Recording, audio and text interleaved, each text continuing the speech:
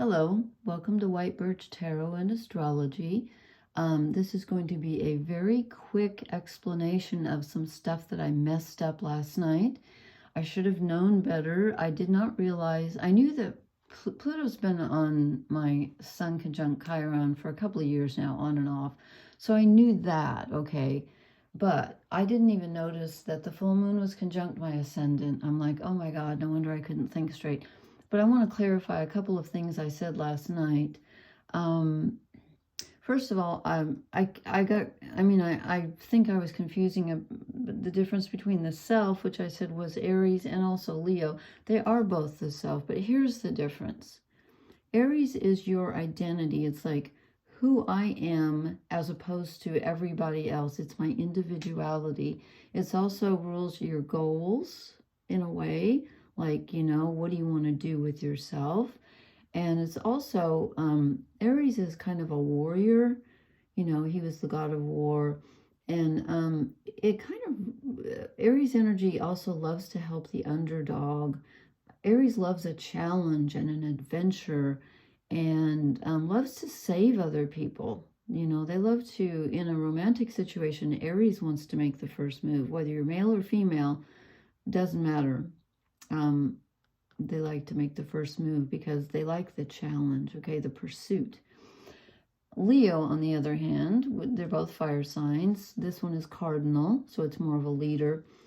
Leo is fixed, which I didn't explain very well either, which really means just more stable, more stuck in its opinions than you know, Aries. Aries prefers change and wants to start new things.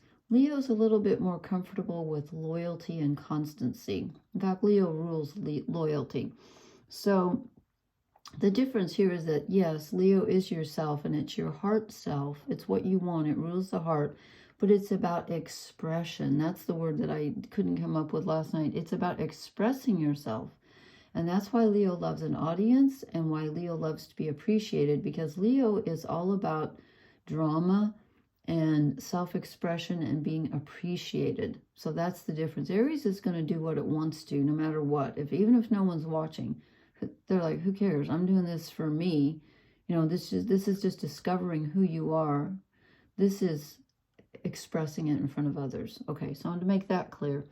Then I was talking about the difference between the three fire signs, Aries, Leo, and Sagittarius, and I mentioned that I've heard it described, Aries as a bonfire, Leo as the sun, and Sagittarius as a candle flickering in the wind, but I didn't explain what the meaning of that is.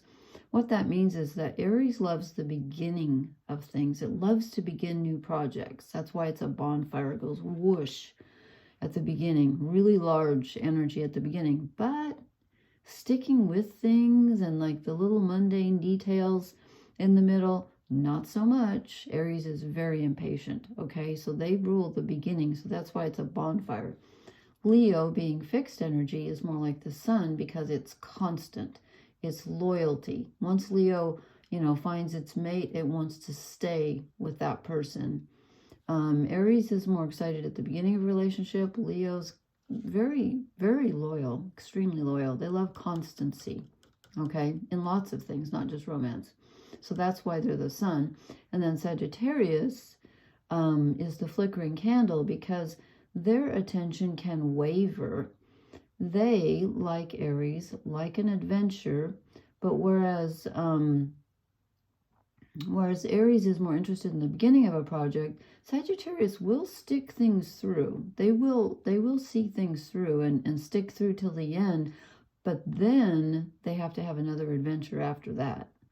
So they're kind of as Gemma at Gemstones Tarot would say, they're a hard dog to keep on the porch, because once they'll stick with the project till it's over, but then they gotta have another new one right away, you know. And Aries is like that too. They're kind of similar in that way. But Sagittarius can kind of blow hot and cold, where they're like, yeah, I'm interested in this today and that tomorrow, and then I'm going to go back to this and then that. They're more changeable because they're mutable energy. Okay, so I wanted to clear that up. And then I also wanted to do that trail thing. I was on the right track, but I got mixed up because I said Jupiter rules Taurus, which of course it does not. So I was correct when I started over here. The Sun and Pluto are in Aquarius. And again, this is from April's Arcana. So if you like this, give her credit. If you don't, you can blame her. She said it. I just thought this was interesting. The Sun and Pluto are in Aquarius. Okay, Aquarius is ruled by Uranus. Uranus is in Taurus. Taurus is ruled by Venus. Venus is in Capricorn, which is ruled by Saturn. And Saturn is in Pisces, which is ruled by Neptune. And that's why she ended by saying all roads lead to Neptune.